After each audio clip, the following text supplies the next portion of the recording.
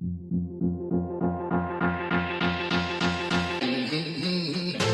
son, where'd you find this? Yo, that's so angry, guys. Nope.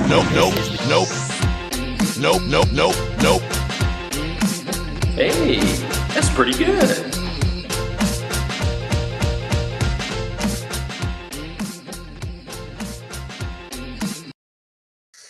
What's up, everybody? Good morning, DCTV fam. It is Monday, September 12th, 2022. And I would tell you what the futures are, but they're not doing much of anything. So they're pretty much flat on the day this morning so far. They were green, starting to retreat back down here. And Bitcoin has also cooled off a little bit, but actually, not by much. Yes, this morning around 6 a.m. Eastern, it crossed the 50 moving average above. The big question is 18 days from now, it better close above the 50 moving average for a possible run up. 50-month moving average. 50-month moving average, yes. Now, if you look at the weekly, it's moving up to the next fib, which stands around 23,000. Right. We'll get into that a little bit. We also have a lot of other topics to chat about, including, can Bitcoin actually hit $1 million? We hear it a lot, right? There's all these price predictions all over the place. It's going to 0. It's going to $1 million. How do we know where this is going to go, and can we make the arguments for each? We're going to get into a lot of that, plus many other things. But first, we need help. We got Greg. We got Hamp in the house. Good Monday morning, lady and gent. Good morning. How's your guys' weekend? Full of football. Mine Absolutely. too. Yeah. Oh, my Good. Aggies hurt me. A&M. App State is dangerous. Listen, I always say it. The first couple opening weekends, you do not want to mess with App State, and A&M felt it. Texas looked good, though. The defense surprised everybody. Thanks, Gary Patterson. I was at the airport, and you could see the crowds watching the television, barely looking at the terminals. And then when I landed here, it was interesting. It's seeing everyone at the baggage claim watching the game. So it was pretty exciting. Yeah, my YouTube TV app kept pausing because I know everybody was streaming it all of a sudden. They kept flashing the score on, every other game. And so everybody tuned in to Texas, Alabama. Ravens took care of business. So that was good. The Packers did not. So Lord Fenrir, Bears did a good job. Saints did a good job. It is week 1, though. Stand by. That's fair. That is fair. You got to work out the kinks. Good weekend of football. I was very happy with it. There were many a cold beverage drank with my buddies this weekend. Yeah, it was good. It was really good.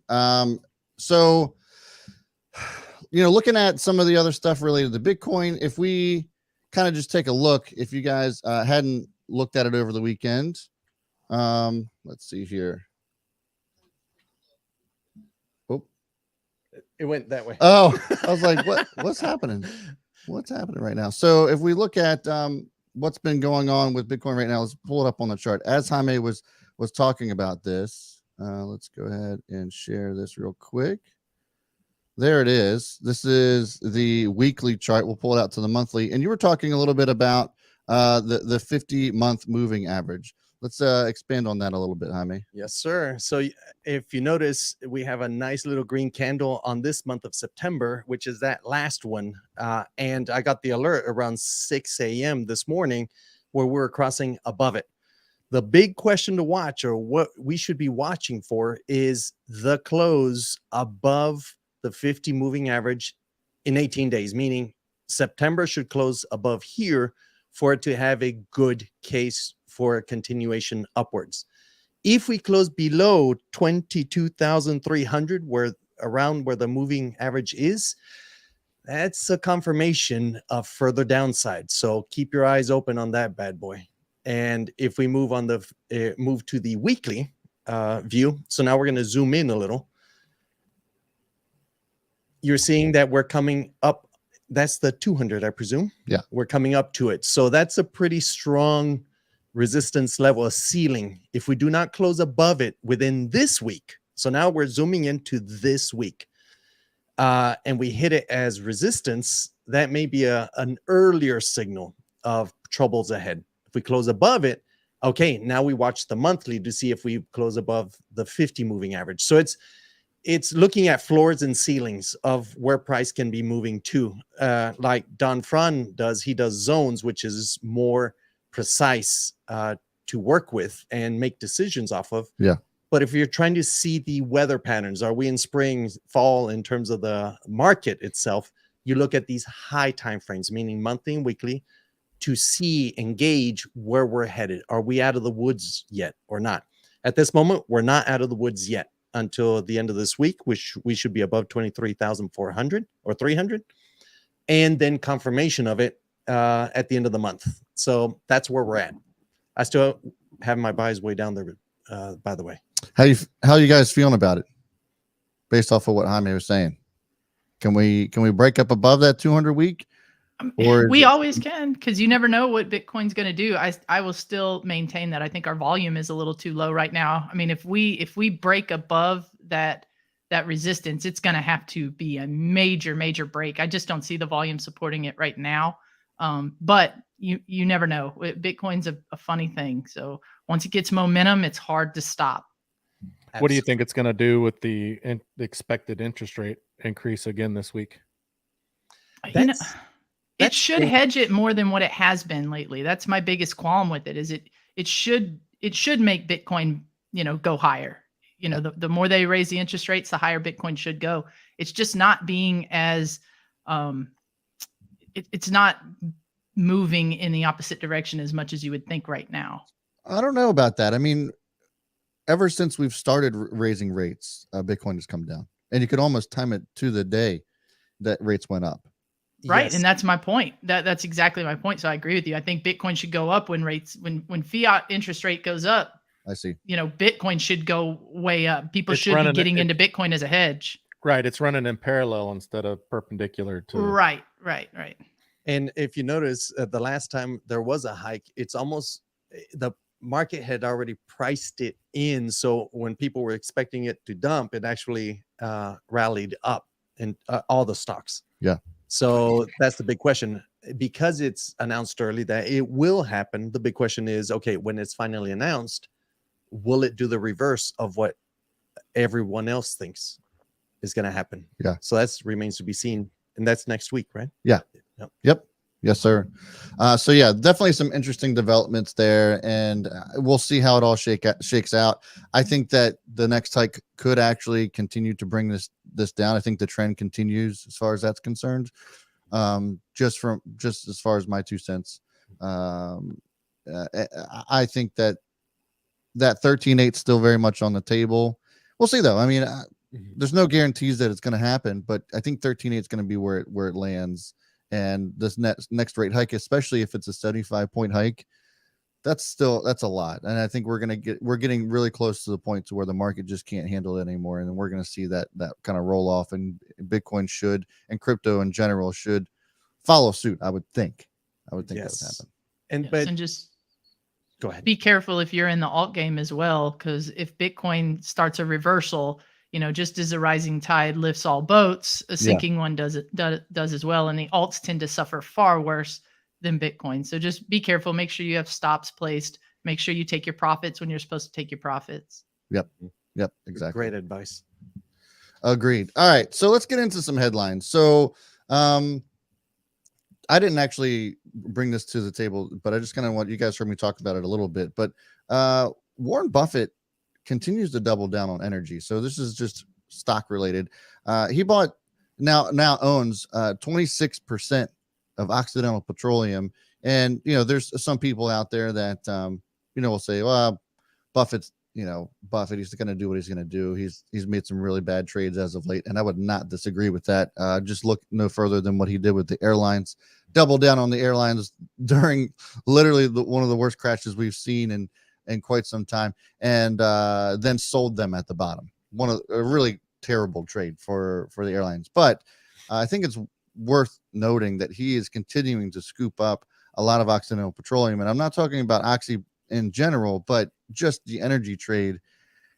We're seeing a lot happen as far as that's concerned geopolitically. Just give me your thoughts real quick on what you see happening with energy and oil in general. I mean, we're seeing gas prices come down right now, but I think personally that we could see them go back up to what we saw in late spring and maybe even higher than that. Man, do you have these here? I'll find that indicator. It has to do with the supply chain and logistics ETF. I'll find it, but I think that's what's going to dictate the next path forward. Is the world going to the supply chain going to pick up? Yeah. Or is it going to slow down? And I think that's what's going to dictate the consumption of petroleum overall. Yeah. So I'll get you that. Sounds good. Plus what the market in Europe is doing. Right. Yeah. Yeah. I think that has a lot to do with it, right? I mean, we're still looking to impose further sanctions on Russia, and that has yet to have taken place. That won't take place until December 5th. And that's going to choke the market even more. I mean, we already have a supply problem that has yet to have been really fixed, and nobody seems to be slowing down their oil and gas consumption, and it's only going to get worse as we get into the colder months.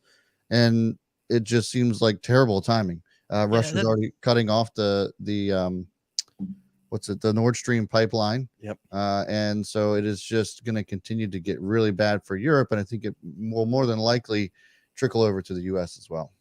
Yeah, I agree. And like you said, as you go into the colder months in America, people don't drive as much. Gas is going to naturally go back up. That's going to happen because demand is down. Outside of Thanksgiving and Christmas, you don't see near as much road trips as you do in the summertime. Right. I mean, on top of that, the crisis in Europe and with Russia, there's no obvious end in sight, right? Like Putin's not going to back down. We don't have much of a choice outside of war. Everybody's waiting for that, to be said, or what is the answer if it's not war? So I think the uncertainty in this is going to keep the energy crisis fueled, right? I mean, yeah, pun intended, and until we can figure out what's going to happen with this, prices are going to stay up. And I actually think this is smart on Buffett's end right here. This might not be the morally right trade to do, is to invest in energy companies, but you're going to make some money because prices are just going to stay this high till we figure out what the heck we're going to do about it. That's just it, right? Like if you're not, I can understand the moral argument as well, but if you're being objective about it, and like most good traders, good investors have no emotion towards these sorts of things, and they're just doing their job. This is the smart play, and this is the daily chart on Occidental, and it actually looks pretty darn good. It's been volatile, but you can see the trend line that I drew there, and it's following it pretty good. I would say that timing this probably doesn't make a whole lot of sense, and that's what Warren seems to be doing, is timing it and just continuing to dollar cost average. And I mean, he owns now 26% of the company. It's crazy. Yep. I think it's a smart trade. You got the ETF pulled up? No, it didn't. All right, no worries. Let's We move on. don't have to worry. False start. Yeah, right. It is. Yes. My apologies. Right. So a couple of other things. Let's just go on to all things crypto related. So you had brought this up, Tamp, and I'll share our screen here with this about this article here. Let's expand on this a little bit. Well, go ahead and go to the other article first, where what we're talking about as far as having a big win for gun control advocates, where you have the likes of Visa, MasterCard, and American Express have agreed to categorize gun sales, and I'm assuming ammunition sales at some point, in a different category of their record keeping, right? And this is an issue. This is a big time issue, because if you can't see what little things like this do day in and day out, whether it's about a vaccine, whether it's about how you can spend your money and how much you can spend your money, whether or not you can own a weapon, whether or not you can write open source code without going to jail, if you can't see what these tiny little infringements are doing to the bigger picture of sovereignty and freedom, not only in the US, but in the world, you're missing the picture entirely. Right? Like, so many people get fixated on one thing. Well, okay, this is about gun control. I'm automatically happy about this article right here, because now we'll be able to pinpoint people who buy guns, right? If that's all you see from this type of article, then I'm sorry, you are just you have your blinders on. You're not seeing the big picture about how the government is trying to control every single facet of your life. You will own nothing and you will be happy about it. You will have no freedom and you will be happy, right? So the problem that I have with this happening with Visa and MasterCard isn't necessarily about, oh, well, they just want to know who's buying a gun. What's wrong with that? It's go ahead and pull up that blue highlighted section of an article real quick, that picture. Okay, so right here. So Elizabeth Warren, basically a whole bunch of Democrats convinced credit card companies to categorize these gun sales in a way where they are basically setting a standard that if you cannot pass a law in Congress and through the government, then all I'm going to do is manipulate somebody, in this case, a credit card company, to carry out my agenda for me, right? It completely takes away the whole purpose of having a government, having a democratic process where laws are voted in. We have a constitution that we follow. And if certain politicians can't get that to go through in the government, well, then fine, we'll just manipulate, the credit card companies or whoever else, the pharmaceutical company. You can apply it to whatever you want. So it's not about guns. This is more about control. And what I do think will happen from this, I mean, let's make no mistake about it. I am absolutely a Second Amendment fan. I am a gun owner. I am a former police officer. I am absolutely about having my firearms, 100%, right? But what I'm not about is people they can't pass a law, so they find another way to loophole it, right? It's not good. So what I think will happen is when a bunch of gun advocates start getting accounts frozen because they went and legally purchased firearms or legally purchased a certain number of ammunition, when they all of a sudden get flagged by their credit card company and their credit cards shut down or their bank accounts frozen, that's going to be their orange pill moment. It will be. Everybody needs a reason to get into Bitcoin. Or the knock on their door. Right. Everybody needs a reason to get into Bitcoin. A wise man once told me, you will pay the price you deserve for Bitcoin, right? And whenever that moment happens for you, you will go down the rabbit hole and you will figure out very quickly why Bitcoin is the hardest form of money that has ever existed. And you will understand now why these crazy people, put so much time and effort and fiat into Bitcoin, right? Bitcoin is simply the greatest invention of personal freedom since the gun. That's why people want to regulate it. That's why people want to attack it. Okay. And Bitcoin was invented because banks kept chipping away at logical monetary policy. So Bitcoin was invented, right? And this gun agenda here with credit card companies is simply the exact same shit with a different topic attached to it. It's the same thing, right? And if you want to get control of your money, then buy Bitcoin, right? Get into the space, figure it out. I'm passionate about this just because this is about control, and they can't get what they want in the federal government, so they're going to go to the credit card companies to carry out their agenda. It's blatant, and it's flagrant, and it's just garbage. And it's not about gun control. If you are okay with the government doing this, then this will hit you on something that you believe later. It just won't be about gun control. It'll be something else. And thank you for the best clip that we will have ever had on this channel. You're welcome. That was fucking awesome. Damn. Yeah, that's when Tamp comes out. Ann went away and Tamp came out on that. That was amazing. Go ahead, Jaime. And see, I'm with Tamp on this. And let me give you an example of a regulation that came out, which was intended to be outward facing to the world, which is the Patriot Act. So like they say, you never waste a crisis. And they came out with a Patriot Act to protect against money laundering and a few other things that enabled terrorism. And that's how we got attacked. The problem is, and this is where Tamp's point on control comes in, government control comes in, is now a lot of people, the millennials and a few others, grew up in this environment where it is okay to question, why are you pulling $5,000 out of your account that you already paid your taxes on? They're in your savings, and now you want to go buy something. Oh, you don't want to say it? Well, we'll just write customer declined to say. Guess what's going to happen with that report? It's going back to the government to say this person declined. what prevents them from putting a flag on you down the road?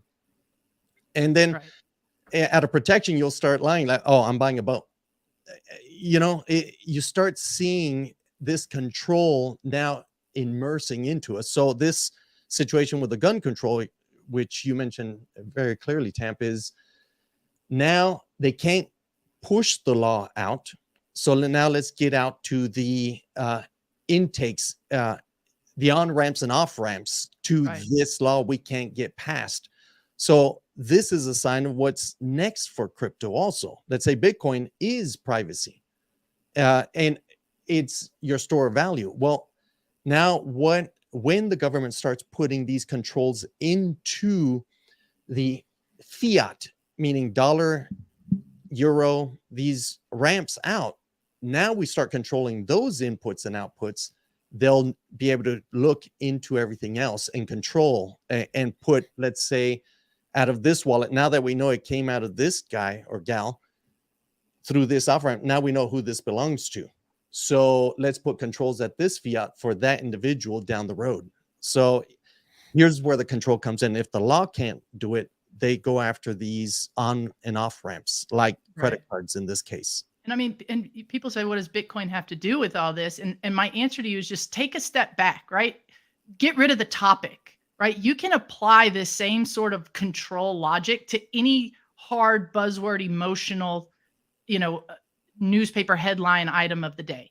Abortion, my body, my choice, vaxes, gun control, racism, all these different buzzwords that are meant to divide. It's all about control. Right? That's all it is about.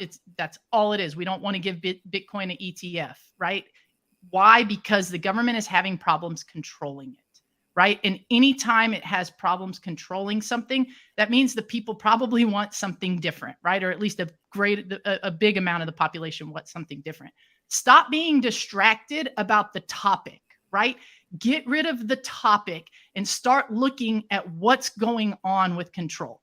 And Bitcoin can fix this sort of thing because it gives you 100% self-sovereignty over your finances and where you put them. Okay? 100%. So if you want to spend your money on a gun, if you want to spend your money on an abortion, if you want to spend your money giving it to a vaccine cause or whatever, right? Bitcoin allows you to live like you want to live regardless of control of government. That is why it's important. And if you think you don't need to give that to your children and give that down as your legacy, then you're missing the point of taking care of people once you're gone, right? So you've got to be objective enough to not look at the topic, but look at what's going on with the topic. It's all about control. I mean, just get your money into Bitcoin.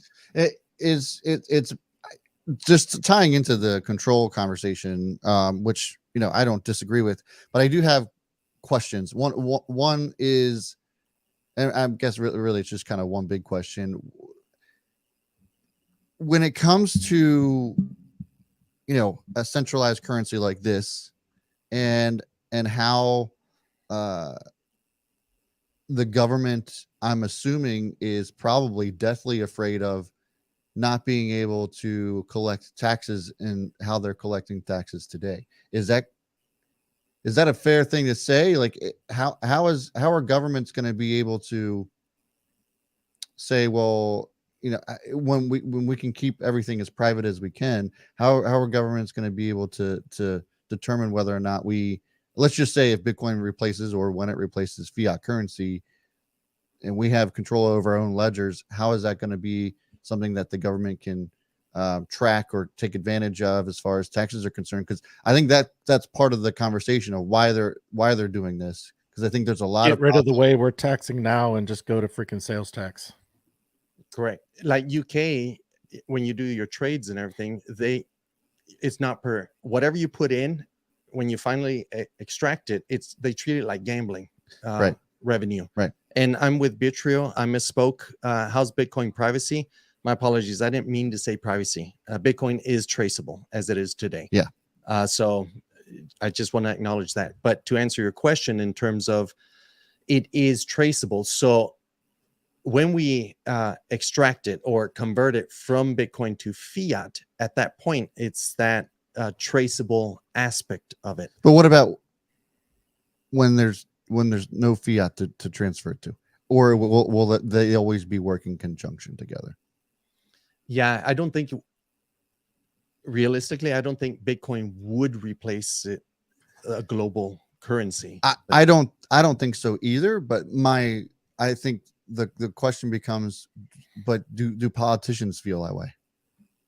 Does the government feel that way, or do they feel threatened by something like Bitcoin that could have the potential to replace? Yeah, they're fiat? threatened by it, and Yes. I think over the last 12 years that Bitcoin has been in existence, they have figured out that they cannot wholly control Bitcoin, right? So then they'll move on to CBDCs or some sort of stable coin, some resemblance in the cryptoverse that they deem as controlled, right? Or controllable. It doesn't mean Bitcoin, the Bitcoin network itself. I think they figured out they cannot control that, right? So Right. then you have different privacy apps or, different privacy roll-ups happening, Lightning Network stuff rolling, so that you can buy something that you want to buy in private. Not everything needs to be private, right? We understand that. But if you want to buy or learn more about a hot button topic, it's hard to do that in public without getting destroyed. In worst cases, you get doxxed and threatened, right? And even followed, where you have to move. So I understand why people want to do certain things in private. I think most people don't mind doing things on an open ledger, because most people in their everyday lives are perfectly functional. It's just when you start getting into hot button topics that all of a sudden the shit hits the fan and people freak out. And so they just want certain things to be in private, right? Mhm. Yeah, exactly. And a fantastic conversation. I thought this was great, Tamp. Thanks. Yeah, and I want to know TB12. What are we talking about? I mean, you're saying, you're calling us fools and telling us to grow up about what? About what, man? Right? Like, so anyways. I mean, listen, trolls be trolls. Hey, troll it. Welcome aboard. Yeah. This fool is watching a show about quote unquote fake internet money. Yeah. But he's still watching. So Yeah, do your own research. Buddy. Thank you. He watched Appreciate it. Hit that like button, baby. Yeah. Hit that like button, cheetah. Or Don't dislike, we don't care. let the door hit your ass on the way out. So By the way, the cheater kicked the Cowboys' ass. So yes. So the title of today's stream is can Bitcoin hit $1 million? Why or why not? Interesting things that I saw this weekend that I thought was worth bringing up. So there's been many of us out there. When I say us, I just mean people who are passionate about Bitcoin and know where it's going, and or have made claims that Bitcoin's going to $1 million. Our very own Peter Staddington has also made the argument or made the case for $1 million Bitcoin, and strongly feels that by 2030-ish, I think I recall him saying that we could see that happen. And there's a lot of people that agree with that. Crypto trading platform BitMEX, the CEO of there, Arthur Hayes, said made the prediction that 2030 could be that mark where we see Bitcoin hit $1 million. Kathy Wood, obviously not so much in the limelight anymore, has also made that assumption. But MicroStrategy's most notable CEO Michael Saylor doubled down on his bullish price predictions on a CNBC interview. This is according to the Motley Fool. It's not going to zero. If it's not going to zero, then it is going to $1 million, because obviously it's better than gold and it's everything that gold wants to be. But then you have other pundits such as Anthony Pompliano, and I'm tying these two articles together, guys.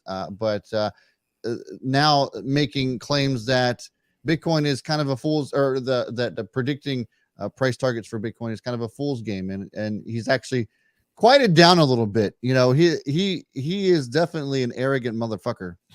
But if you guys have ever followed Anthony Pompliano, he is full of himself. But he hasn't been wrong on a lot of things, but now it seems as if he's quieting down a little bit. So I want to hear, can we see Bitcoin in $1 million? Can it happen by 2030? And why is it going to get there? It's going to be market conditions, the future, what's coming. If this grand recession or grand reset's coming, you need a hard asset to have access to a hard asset. Gold is one of them. It's a valid one. It's historical. But a transferable one and a decentralized one is a good asset to go after also, to hedge against gold and vice versa, gold against Bitcoin. Yeah. But in the case of Bitcoin, you can actually cross borders and go anywhere on the planet and transact with it and carry your store of value with you. So once we see that grand one, like 1929 or these 1800s, a reset we had, it's going to be like, in my case, if I'm looking towards the future, I do want to have a Bitcoin hedge for my children. Yeah. When I'm long and gone, because it is something they can transport and have access to without a cap, without any restrictions in the sense of carrying it with you and owning it. And the fact that BlackRock is now pushing to get the spot price purchasing, so the actual owning of the asset, right, out to the market, also tells you they're planning and hedging their bets against this grand reset that we see coming in the near or medium term future. So agreed. I think it could hit. Yeah. Yeah, I think it could hit $1 million because, as Jaime mentioned, gold is good, but Bitcoin's better, right? And we haven't even come close to the market cap yet of gold, right? We haven't even come close to any sort of market cap in Bitcoin that would even suggest that we're near the market cap of the world. I mean, you're talking trillions and trillions of dollars. What is our market cap? Like monetary market cap's like 90 trillion or something like that. Yeah, it's you know what I mean? Yeah. So Bitcoin hasn't even grabbed that yet. Yet you have nation states that are implementing it onto their treasury of their country, right? And they're going to be use cases right there. I mean, they're going to be case studies. El Salvador being one, Brazil starting to look into it. They're going to be case studies as for should every single country in the world put Bitcoin on their ledger sheet, right? Not for everything, but for some things that have to do and make sense with worldwide trade. Right? Basically import and export. You need a worldwide currency. When that happens, Bitcoin going to $1 million per whole coin is absolutely a feasible thing, right? Because like Saylor said, it's not going to go to zero. So if it's not going to go to zero, it's got a fixed supply. $1 million is really the beginning once you see true adoption, right? It cannot be uninvented. It can only move forward. And as far as Pomp goes, I think Pomp it doesn't make sense for him to just pull away from Bitcoin right now when we've already dropped what we've dropped in this bear market. Maybe we're not all the way, value-wise, price-wise at the bottom yet, but it doesn't make sense for him just to pull out the way that he did so abruptly. My thought on that is this. Being a Bitcoin maxi is a tough place to be. It's a very rough environment. You basically have to hate every advancement in the crypto world outside of Bitcoin, right? So if you're only Bitcoin, you're going to take a whole lot of heat for that. And if you even think about trying to, look into DeFi or something like that, you're automatically a shitcoiner, an idiot, and you're just dumb, right? It's hard to be in that space alone. I think Pomp wants to expand a little bit. I think Pomp is seeing what's happening in DeFi and realizing, like a lot of people, noobs who will come into the Bitcoin space, they're going to think I can't get rich on Bitcoin. Even if Bitcoin doubles, I'm only looking at $40,000 versus if this DeFi coin doubles or triples, I can actually make life-changing money there, right? So I think he's going to do something in DeFi that he just doesn't want to hear about it from the maxis. So he's pulling away from Bitcoin to a degree publicly. So that way, when he comes out with some DeFi something, he's not hounded as, anti-Bitcoin. No, man, the dude's just probably growing in the shade right now, like all of us are. Like we're all building and growing and learning, and there's room for the DeFi space in here. So I think he's just wanting to expand his horizons without hearing about it. But do you realistically think it could be 1 million by 2030? To me, that's 8 years away, 7.5 years away, right? And look where we're at now. I can't see the trajectory going to 2030. Now, if you want to say 2035, 2040, okay, cool. Yeah, I can see it. Definitely. I just don't know about 2030. Well, it could. If you look at 1929, just as an historical example, that was a bloody drop. And 1929, by 1932, Nazis started getting involved in Germany, and then we have World War II. You're talking about the Great Depression. Yes, without having to say it, but you see how violent the drop was, and so many old families went bankrupt in that transition with the new radio and all that other stuff coming up. So I see it plausible, not guaranteed, nothing's guaranteed in life, but if we do see an economic meltdown and a reset, the timing 2030 is not too far from reality of where we can hit something major where we have to make a decision. And I don't think our argument is, all right, everyone, dump gold, dump everything. No, you look at Bitcoin as a hedge, just like you'll buy silver, you'll buy gold, and a few other stocks, certain pieces where you've done your research, Right. like Warren Buffett with Oxy. You start placing your hedges against whatever is coming. Bitcoin, definitely. You still need to be diversified, right? You can't put all your eggs in one basket. I mean, that doesn't make sense to anybody. And anybody, maybe a 0.1% of the people that actually do that actually, make something out of it, right? The rest lose their ass because they bet wrong. Well, and that's actually what Anthony Pompliano pretty much did. He made claims that 90% of his net worth is in Bitcoin. So there could be another reason why he's just kind of chilling, because he's kind of like, my entire net worth has just gotten crushed 70% plus. So I'm just going to sit here and wait it out, because I have no other choice at this point. Watch El Salvador, and especially watch Russia. If Russia does something and gives us hope with this energy crisis of, well, we'll take payment in Bitcoin or even ETH or whatever else, if people start seeing the likes of El Salvador, fixing their economic and fiscal policy, and then they see something, if Putin does anything with crypto and it serves as a solution, watch the price of Bitcoin. 2030 would be, we're late to the $1 million game. And so I think we're teetering on some major use cases, and Bitcoin's finally mature enough. I think what yesterday or today was the 5,000th day that Bitcoin has been running on the Bitcoin network, right? So 5,000 days of getting punched around, tried, hacked, surviving all of it, to saying it's been dead. The Bitcoin obituaries is up at 400 different incidences of Bitcoin's been dead. Guess what? It's not dead. It's $5,000 or 5,000 days in the making of perfection, right? So it's hardened now. And every time that, it takes a dip like this and we come back out of it, and a country uses it as a protocol, or a dictator uses it to fix an energy crisis, or I use it to purchase something that the government told me they want to know about, that hardens its use case, right? So can it hit $1 million by 2030? Yes, it can. Will it? Like Jaime and Greg both said, it depends on the economic use case of it on a more global scale. Well, not just that, but that doesn't work. I thought I was going to be smart. That didn't work. But not just that, but you look at the average rate of return of Bitcoin too, and it's 200% a year since inception. So is it really that much of a stretch to think that it could do that? I would say as long as that type of return persists, I would say that it very, very much is possible. So definitely don't want to rule that out. Great conversation on that front, guys. Give us a like if you haven't done so already. We've seen about 30 people hanging in here. We're continuing to grow, man. I really like the numbers that have been coming in as we've revamped DCTV. If you guys haven't done so already, please give it a share too. If you guys want to continue to show us support, if you're loving the show, share it with everybody. Share it with your friends. Share it on social media.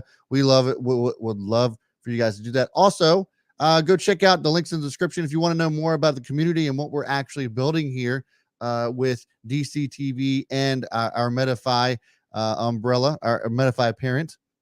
Go check that out. Links in the description as well. And Tamp, you had mentioned now a couple of times already about El Salvador, and I'm glad that you kept bringing that up, because that is also what we're going to be chatting about today. Barron's put out an opinion piece last night about Bitcoin, the El Salvador's quote unquote lonely Bitcoin experiment, which it has been, admittedly, but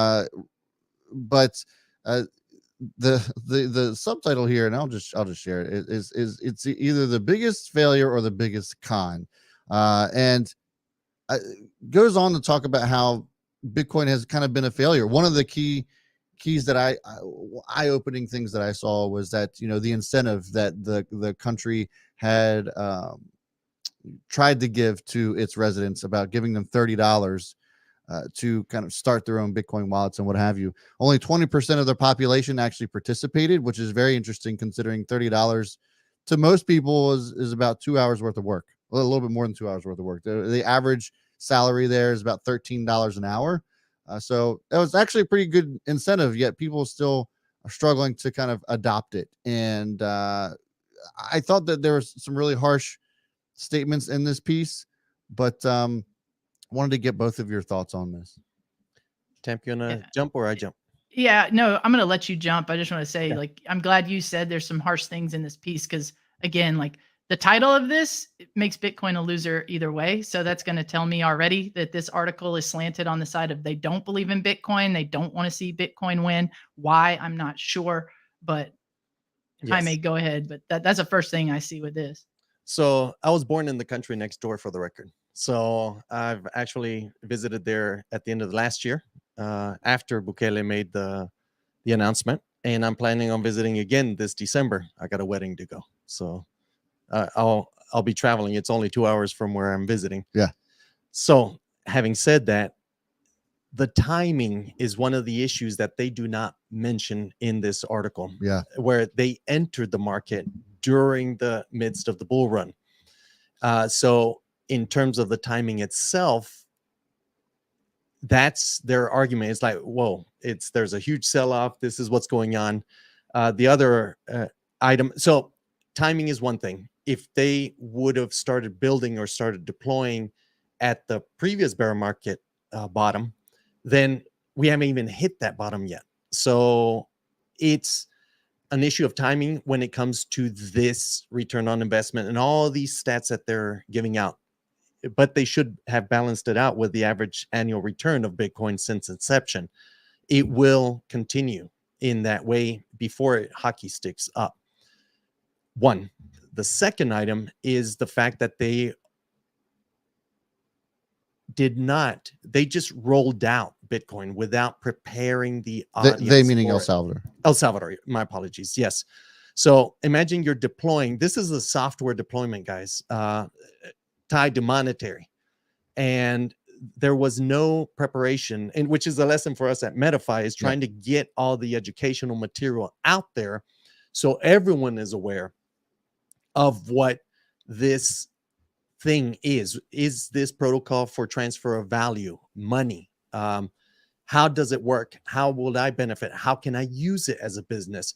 There wasn't that educational aspect of it, which accounts for that piece of the adoption that occurred. So imagine you deploy Bitcoin, like a lot of our viewers, maybe you've never bought it. So why the hell am I going to even buy it? Is this funny internet money? What is this? So that understanding was not pushed out there first for the green beans to understand how to use this aspect of it. So let me give you an idea of how basic Africa, there's a lot of transactions occurring through cell phones for monetary. I'll send you send me micropayments and all that stuff. In Guatemala, El Salvador, and these other areas, there isn't that. I went to a wedding. I wanted to tip the waiter, and I asked him, hey, what app do you guys use for a tip, for example? And I said Venmo, PayPal, all the stuff in the States. And they're like, oh, I don't know. So I don't have a bank. Yes. Right. Yes. The unbanked. How do I have PayPal if I don't have a bank? Yes. So imagine a whole population in that environment that they've never been banked. And now all of a sudden there's this Bitcoin, which is advanced for someone who is banked to get involved with. So I believe this article, the challenge here is the deployment of the knowledge before the deployment of the technology. And that's one of the things that we should take a look at, because ultimately this policy will pay off in the long run. I have no doubt about that. Just agreed. Yeah, you make a good point. Like they had to roll it out because their country is in economic dire straits, right? Like it's a thing where you're damned if you do, damned if you don't. Like we need Bitcoin now, and the powers that be know that and understand it. We'll just try to push it to our population. And unfortunately, I think you're right with a 20% adoption rate. It's not terrible. I mean, if you get 20% RSVP yes to your wedding, that's like a huge win, right? So you get a lot of people that understand that, but again, I think they pushed it out hoping people would just look into it more and do their own self-learning and research. We can see that's not exactly what happened, but what do you do when you need a fiscal turnaround ASAP? You just got to throw it out, and you understand the timing's not perfect, but we're going to do what we can do and we'll go from there, right? We're just in a bear market, so they're an easy target for y'all screwed up, right? And I don't agree with that at all. They didn't screw up. It's just, again, a timing issue. I do agree with that.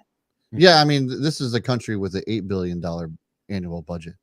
And most of the country, yes. you know, most city, there's you'd be hard pressed to find cities like major metropolitan cities that have an annual budget that's less than that.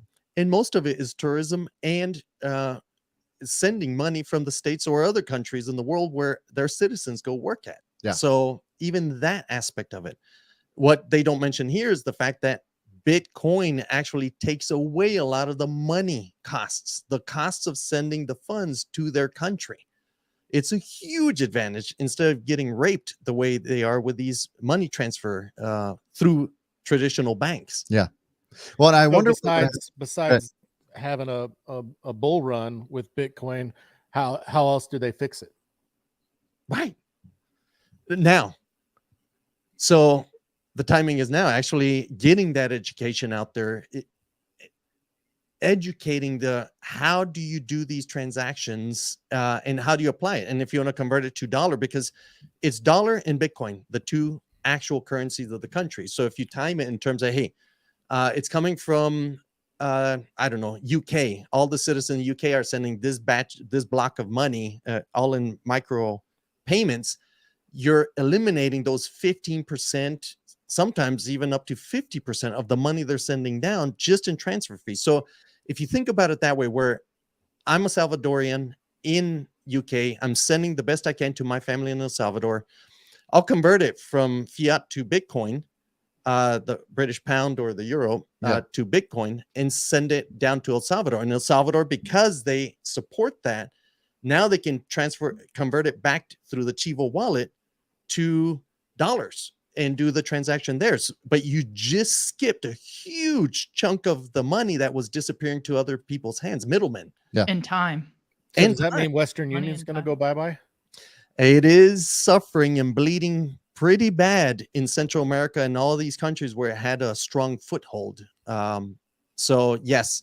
So if you know how to use it, and that's where the financial education portion comes in. And that's one of the reasons why we're launching Descentralizado TV, is to reach out to the communities and help them understand why this is a good thing. It's just the timing. We'll get past that. I have no doubt about that.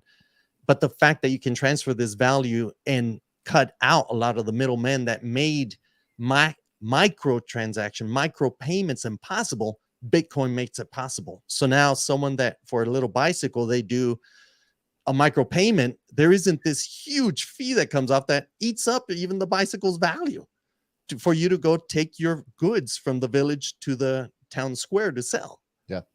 Yeah. Well, you look at, and education is going to be huge right now. I was just looking at this, that nearly 92% of small and medium-sized businesses in El Salvador say that Bitcoin has been immaterial for them and that it's absolutely irrelevant for the country. So, you know, I think right now the government of El Salvador looks like a bunch of idiots, but when we start to see things move back up, they're going to look like geniuses. And Absolutely. I'd be curious to see what the people of the country, or how it makes them feel once we start to see things move back up, because I want to see the same survey, you know, a year and a half from now. Yes. Yeah, they're going to be much more well off. And how is their sentiment going to change? Because I think once that happens, the adoption rate is just going to go absolutely insane. Other countries in Central America and other places are like, fuck, we should have done this. Yeah. Case studies. It's exactly what it is. Keep your eye on El Salvador and keep your eye on Russia. Keep your eye on what they do. Yes. And the timing of it, by November, we should be seeing the crypto markets stabilize and start exiting, finding the foothold in terms of the bear market into a discovery period up until the next halving that comes in.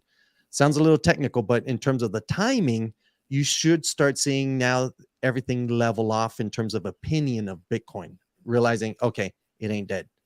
Now let's start building forward. And now we start valuing. But I think the key thing El Salvador should do right now is education on why you did Bitcoin and why it's the future.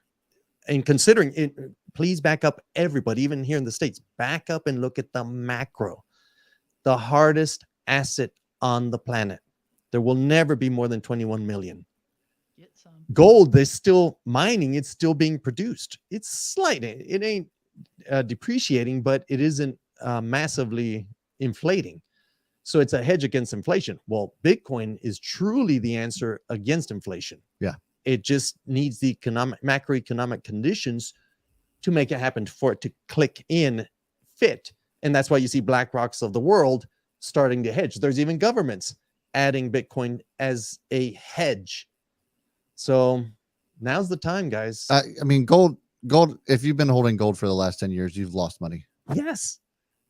And yet you have Same with the dollar, guys.